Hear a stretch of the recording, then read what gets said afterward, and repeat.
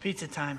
Welcome back everyone to Stream of the Galaxy. My name is Rocket Riley and today we're going to be counting down the top 10 weirdest and most unbelievable Spider-Man stories we've ever seen. But before we get started, if you're new to the channel, please hit the subscribe button and click the bell icon to be notified when we upload a new video.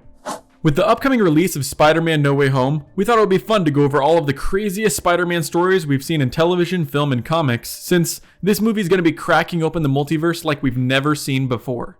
Watch closely because it's always possible that some of these stories could pop up as Easter eggs or references in No Way Home.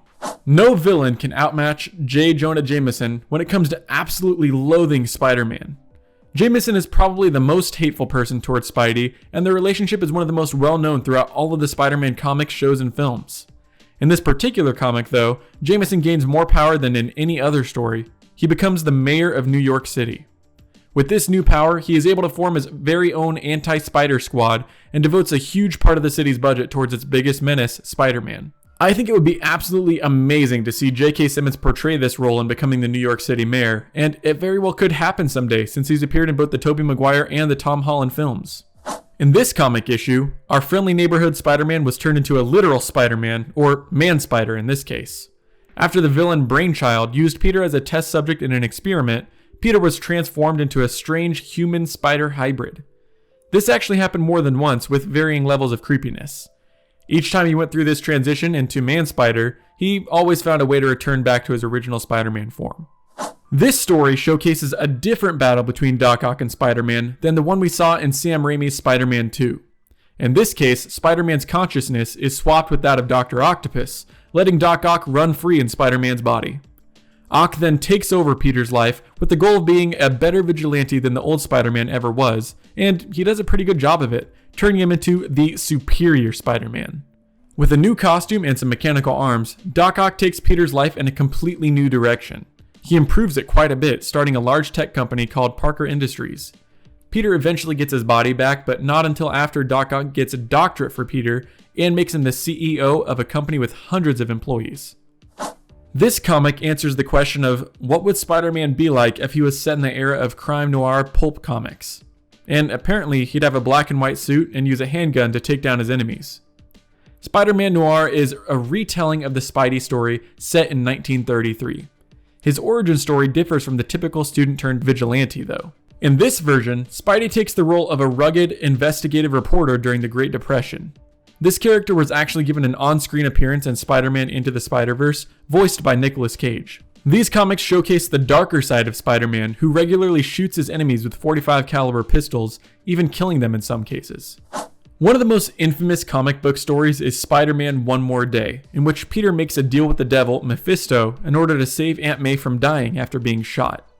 Mephisto promises to heal Aunt May at the cost of his marriage with Mary Jane Watson. Peter agrees, and everyone forgets that MJ and Peter were married, and Aunt May lives. Peter, however, has to live with the fact that he's no longer married to MJ, the love of his life.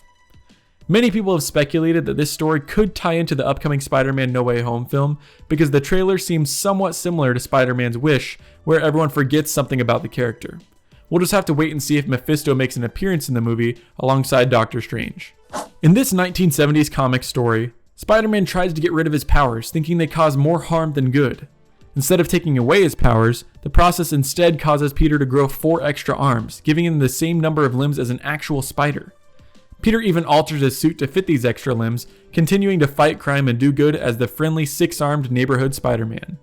After fighting and defeating Morbius, who is set to appear in a standalone film in January of 2022, Peter is able to revert back to his original Spider-Man form with the help of Dr. Connors.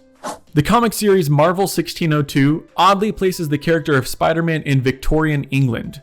This version of the character is known as the Spider, or Peter Parquois, a spy from Scotland working for Sir Nicholas Fury.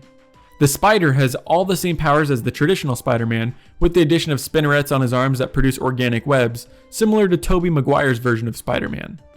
The biggest difference, though, is his frilly 17th century costume, which tries to tie in some of the original Spidey's costume.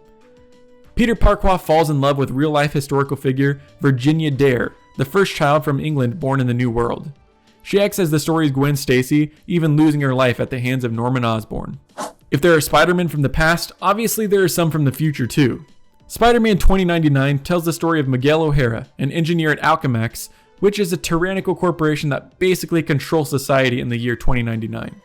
After Miguel turns against his employers, Alchemax has him scarred and altered during a dangerous DNA experiment. This experiment gives him the powers of Spider-Man, along with a few unique ones of his own to become the Spider-Man of the future. This Spider-Man has organic webs, talons, fangs, and even telepathy. He also has a high-tech suit that allows for gliding instead of swinging.